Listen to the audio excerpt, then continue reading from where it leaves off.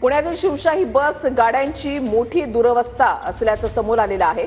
शिवशाही बसचा दरवाजा दोरीनं बांधण्याची वेळ ओढावलेली आहे। एसटीच्या हायटेक बस गाड्यांची अवस्था ही अतिशय बिकट असल्याची समोर येते। या गाड्यांची मोठी दुरवस्था आहे। अक्षरशः आतमध्ये चित्र आपण या ठिकाणी पाहताय। शिवशाही बसचा दरवाजा अक्षरशः दोरीनं बांधला जातो। याचा आढावा घेतलेला आहे आमच्या प्रतिनिधींनी, पाहूयात। वायरी आपल्याला उघड्या पाहायला मिळतात। अशी सगळी दुरावस्था या शिवशाही बसची आहे।